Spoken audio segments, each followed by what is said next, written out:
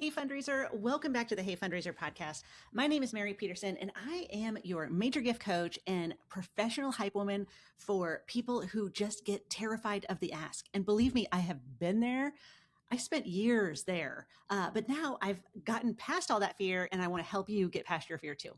But today I want to talk to you more about what does it look like to have a major gift program that is run like a machine, that is count-on-able. I totally just made that word up, but I think you'll appreciate it.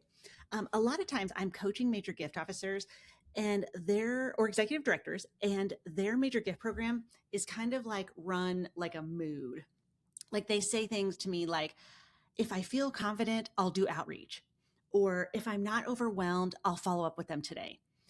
They might as well say to me, like, if the stars align and then like nobody emails me or nobody knocks on my door or my phone doesn't ring, I will write that proposal. Friend, we need an intervention. That is why today's episode is called The Momentum Method, how to run your major gifts like a system.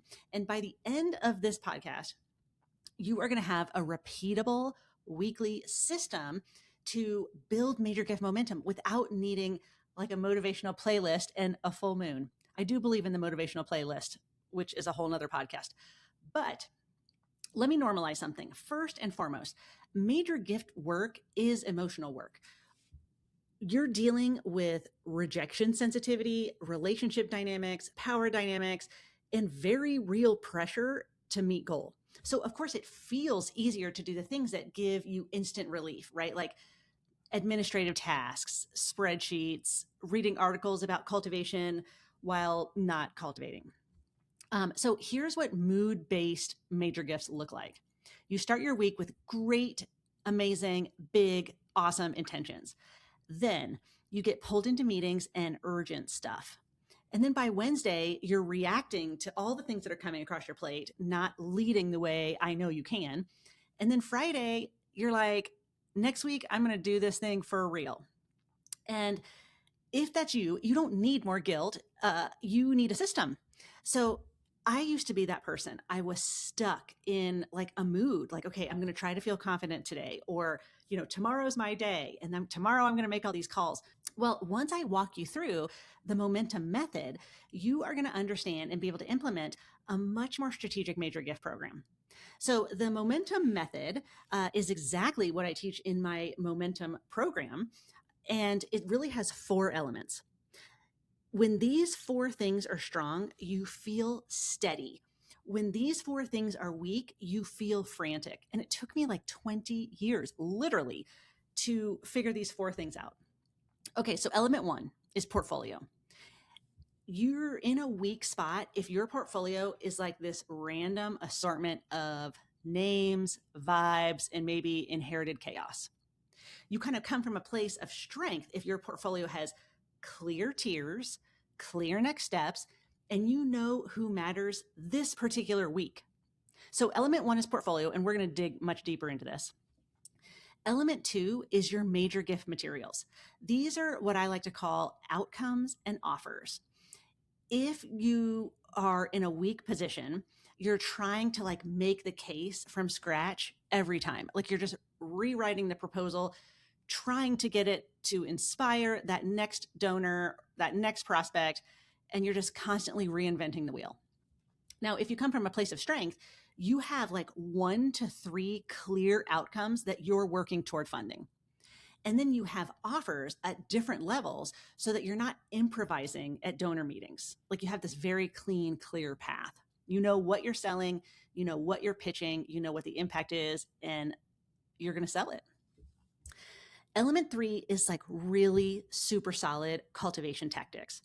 So if you're just like checking in with no purpose, or worse, going quiet because you don't really know what to say, that is weak cultivation. However, strong cultivation is that every touch point has very clear intention. Is it discovery? Is it engagement? Are you trying to align with their values, or are you going for a commitment? And then the 4th is solicitation. If you're worried about solicitation and you're worried about the ask, you tend to shrink down a little bit and you wait until you feel 100% sure, or a lot of times, and when I hear consultants say this to major gift officers and executive directors, like my shoulders start to touch my ears. So I need to take a breath here. But they say, like, you don't even have to ask. If you cultivate well enough, the person's just going to show up with a gift. And then everything you do is just brilliant cultivation. That's not the truth. When you come at cultivation from a really strong place, you make your solicitation when there's alignment, and you use permission-based process so that the donor is never surprised. Now, here's the key. Momentum isn't magic. It's the result of a system that keeps these 4 things moving. So let's dig into those 4 things, because my people who are in momentum, we literally, we build their prospect list. I write their major gift materials. So we know who we're going after. We know what we're going after for. We immediately begin cultivation, and most momentum members are closing 5-6-figure gifts within 8 to 12 weeks. And so what happens is a lot of people have been cultivating, but they just haven't gotten to that place of the ask. So momentum is kind of like pouring rocket fuel on your fundraising efforts. A lot of times it's not that my momentum members are building a new relationship and closing that gift within 8 weeks. It's that they've kind of been doing things like hem and haw, like kind of piecemealing things together, and they don't really understand how to get to the next level. So while in momentum, while I'm working with members to close those quick wins early, we're also setting the stage, building new relationships so that they're consistently closing those 5, 6, and 7-figure gifts. Okay, so here is like a momentum method weekly structure. Okay, step 1, Monday. This is going to take you 20 minutes. That's it, 20 minutes. So I want you to ask yourself, who are the 5 donors or prospects that I am going to work on moving forward this week? And what is the next step for each of those prospects?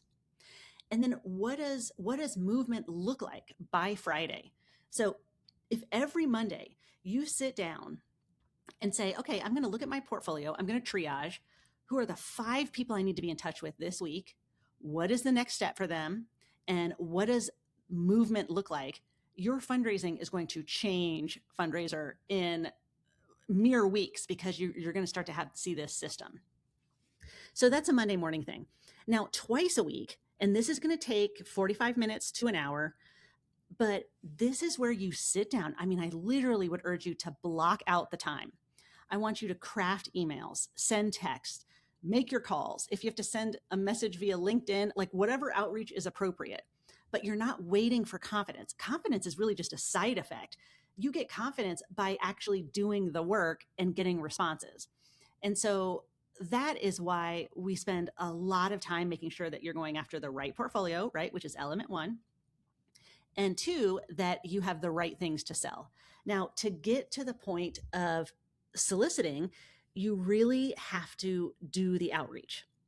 So this is going to take you 45 minutes, maybe an hour, maybe 2 hours, and that's okay. This is the right work to be spending time on. But I would block out a couple hours twice a week to literally do outreach to those 5 people that you want to move toward a gift. Okay, the third thing, and this is what I want you to block out once a week. I want you to block out 2 hours. This is when you're writing proposals, you're designing the offer, which I know sounds very salesy, but when you start to think about it, like, what am I offering this prospect or donor? What change in the world can my organization help them realize? And it matches up to the change they want to make in the world. This is also the time that you're going to prep for your ask. I mean, this is your like big brain time. It's deep work. And I want you to sit down and set aside at a minimum of an hour a week, proposals, strategy, offer design, and prepping for your asks. And then on Fridays, and then this is just another 20-minute thing, you're just going to close loops. You're going to send follow-up emails. You're going to put notes into your CRM, which is very important, by the way. You're going to set up your next steps, because open loops is like where your energy goes to die. So let's recap this. When fundraisers have a system, they move the needle. And so I'm just giving you a handful of building blocks so that you can move the needle in your major gift work. So you're going to find 5 donors that you're going to move this week. You're going to sit down and do outreach to them. You're not going to sit and wait for confidence. That confidence comes when you actually do the work. Third, you're going to sit down and do your deep work, right? Like, what is your strategy for these 5 people? What values does your organization have? What programs does your organization have that align to the philanthropist's values and programs they want to support? And then Friday, you're closing the loop. So I want to also talk about confidence, because the title of this podcast is, don't run your major gift program like a mood. Well, this tends to really trip people up. They wait till they feel things are right. They wait until they feel confident. Well, you can't just conjure those feelings. You have to do something that results in those feelings. So make a donor call, build a plan, identify 5 donors, write your outreach, send that outreach, do the follow-up. Now, if you've listened to any other podcast, or if you're a Momentum member, I do have a pretty strong bless and release tactic where, I reach out to a prospect, 3 times, maybe 4, if they're a great prospect and it's hard for me to let go. I reach out 3 or 4 times. If I don't hear anything, I bless and release and move forward. Because one of the things that hurts your confidence is that you're sending out these messages and you don't hear anything back. And so it was really hurting my confidence, because I thought, am I doing something wrong? Why aren't these people getting back to me? Like, all the things. Well, once I started blessing and releasing, it gave me confidence. Like, okay, there are other people in the world who care about the organization that I'm raising money for. They want to make a difference in the world. They want to partner with my organization to make that amazing change. Let's focus on those people who are getting back to us. So the mood thing is real. I hear it probably on a daily basis. That's why I wanted to record this podcast, to give you more of a system. So let's kind of recap these 4 things. You have to have the right portfolio. If you're not pursuing the right people for major gifts, you will not be successful. It's that easy. Finding the right portfolio does not mean like, oh, here's a list of wealthy people in my town. Like, that's not going to work. You need to find people who do have capacity to give, yes, and the millionaire next door is a real thing, but that they love your organization. They're probably already giving to your organization. So you want to mine those people. I mean, look for people who are giving $500 or $1,000 for the last 3 consecutive years. Those are typically your best prospects to graduate up to major gifts. So triage your portfolio. Pick the top 20 and just go deep with them. Second is really think through, how are you positioning your programs, projects, and your unrestricted funds? A lot of times fundraisers come to me and say, I feel like I need a campaign, or I feel like I need a program or a project to rally around because donors don't give unrestricted. Oh, fundraiser, this is where you're wrong. We specialize in packaging unrestricted dollars in the Momentum program because, well, one, we want to keep our friends in finance happy. Our friends in finance and our CEOs always want unrestricted funds.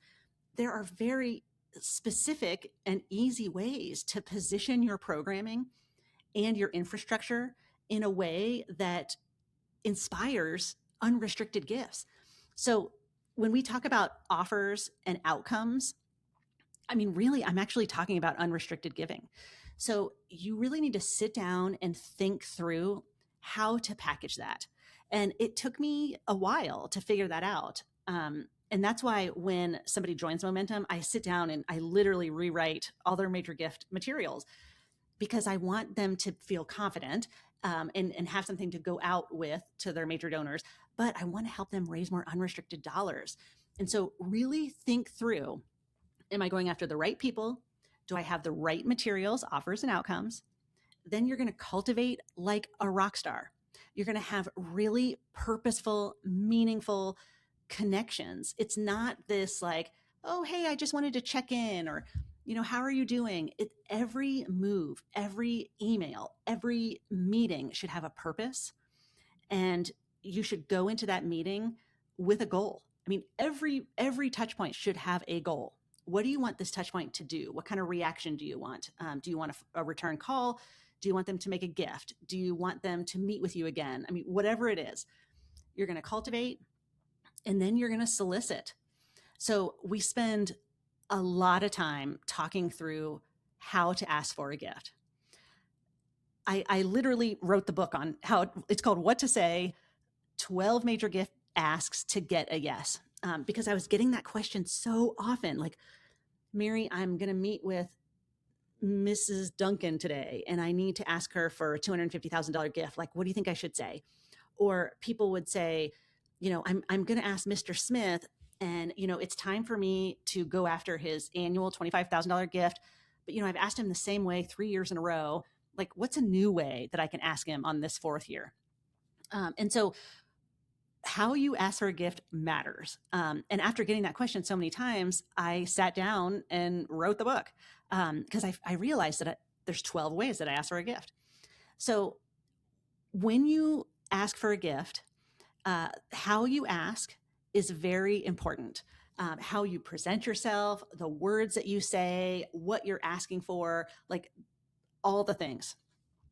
But if you are going after the right person with the right outcome and offer, you've cultivated the right way, you're going to be much more successful in your solicitation. So those are really the 4 huge elements of major gift momentum. Now, I probably could talk to you for days about each one of these things, but I will spare you that because, my podcasts are pretty short and punchy. But I'd love to hear your questions and your comments about this. So I'm going to put a link below for SpeakPipe, where you can leave me a voicemail. I would love to hear your questions and your thoughts, and I will answer those on a future podcast. So really think through how you spend your week. I know that we get pulled in 5,000 different directions. So I am urging you, let's say, I don't know when you're listening to this podcast, but the next Monday, or if today is Monday, I want you to spend 20 minutes and identify 5 prospects that you want to get in touch with this week. I want you to write down the next step for each and what does movement look like by Friday. Then I want you to block some time on your calendar so that you can actually do the outreach. Emails, calls, texts, messages through social media, like whatever is appropriate.